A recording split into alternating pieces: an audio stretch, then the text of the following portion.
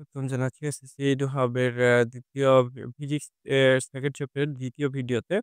আ তো ২য় অধ্যায় যেটি গতি, তোমাদের এই অধ্যায় নিয়ে কিন্তু আমাদের চ্যানেলে অলরেডি আরো একটি ভিডিও আপলোড করা হয়েছে। যেটা হচ্ছে কি, এই অধ্যায়ে বেসিক কিছু আলোচনা নিয়ে তোমাদের ওই ভিডিওতে আলোচনা করা হয়েছে।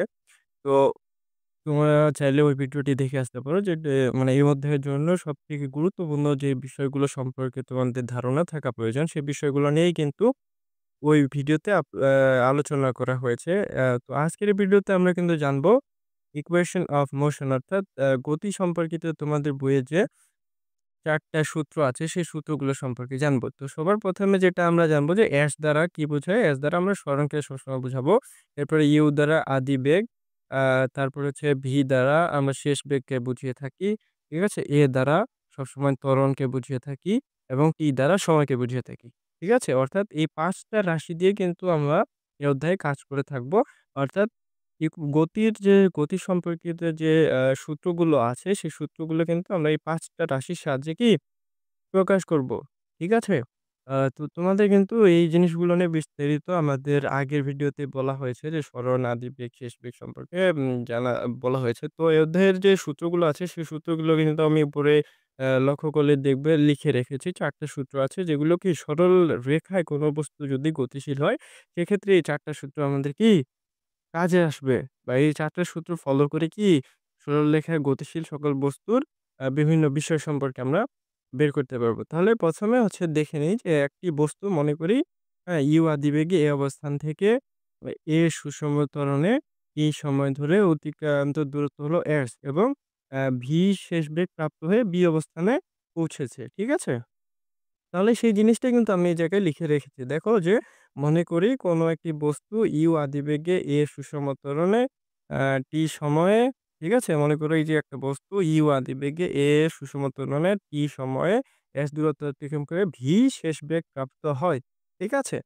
তো আমরা কিন্তু সর্বপ্রথমে আ সবার আগে থেকেই আমরা আগের ভিডিওতেই মানে জেনেছি যে ত্বরণের যে সূত্রটা আছে সূত্রটা কিন্তু আমরা আগে থেকে জানি যে a equal v minus u by T, এই জায়গা থেকেই মূলত আমরা বের করব যে এই পাশে টি টা আছে, সেই টি টা এই পাশে কি গুণ হয়ে গেছে। অর্থাৎ v মাইনাস ইউ ইকুয়াল এটি। ঠিক আছে? v মাইনাস ইউ ইকুয়াল কি?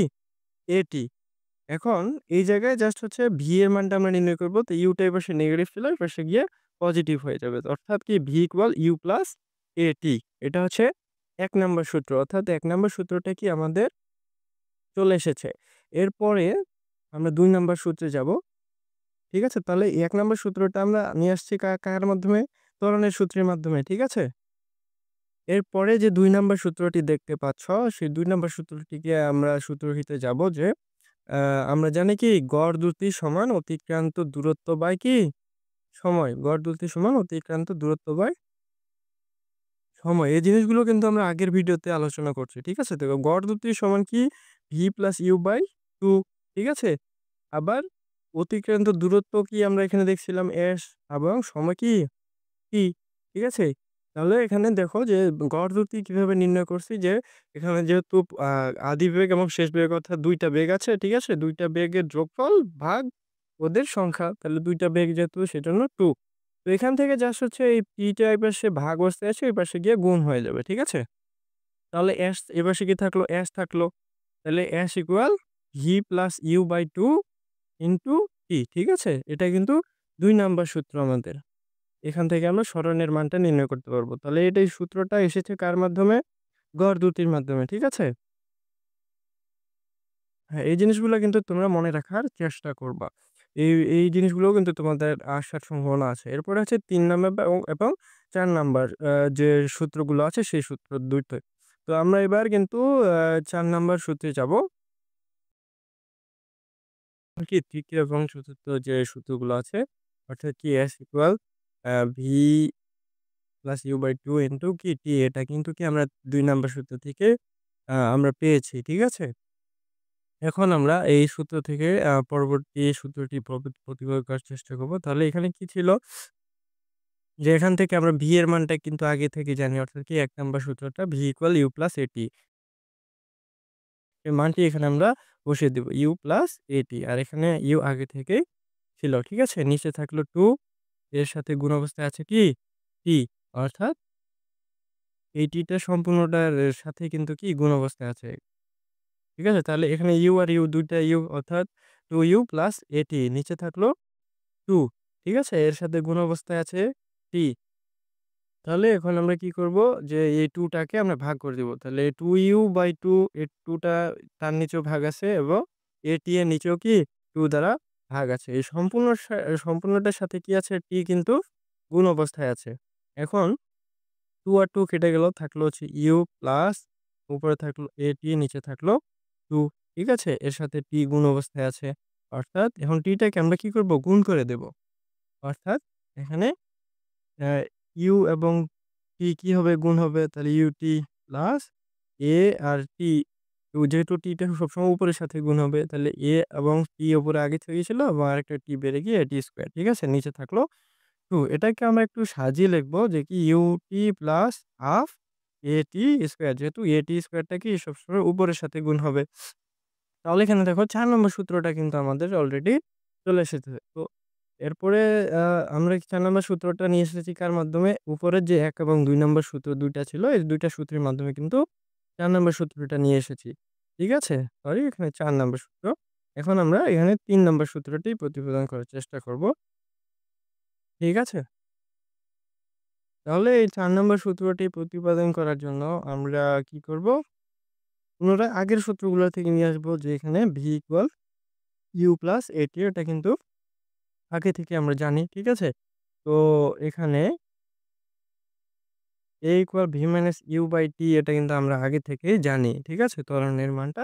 তো আমরা এখানে জাস্ট হচ্ছে a এর মানটা তাহলে এই পাশে কি থাকলো v ইকুয়াল ঠিক আছে? at ইকুয়াল আমরা u টাকে এপাশে নিয়ে আসবো অর্থাৎ v মাইনাস u হবে। ঠিক আছে? তাহলে t equal v minus u/a অর্থাৎ এই সূত্রটা থেকে আমরা কার মানটা নির্ণয় করলাম? a এর মানটা নির্ণয় সরি t এর মানটা নির্ণয় করছি। অর্থাৎ t equal v minus u/a ঠিক আছে? বেগের পরিবর্তনকে ত্বরণ দ্বারা ভাগ করলে আমরা t এর মানটা বা সময়ের মানটা পেয়ে যাব। ঠিক আছে? এখন আবার কি আমরা জানি কি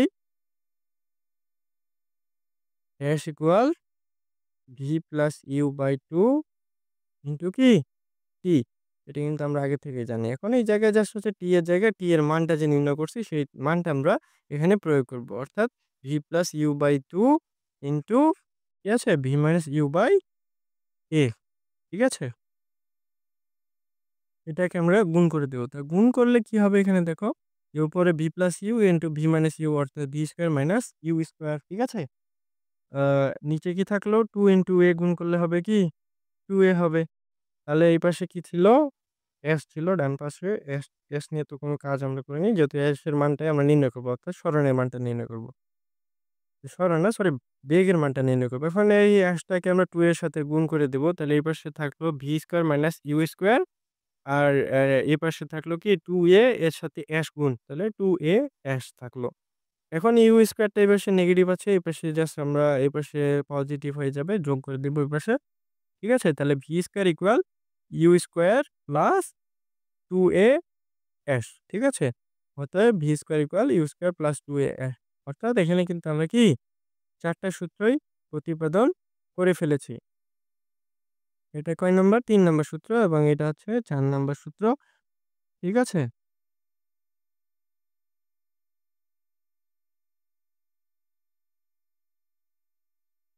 তো আ এর পরের ভিডিওতে আমরা জানার চেষ্টা করব যে পড়ন্ত বস্তু এবং নিক্ষিপ্ত বস্তুর যে সূত্রগুলো আছে সেই সূত্রগুলো সম্পর্কে।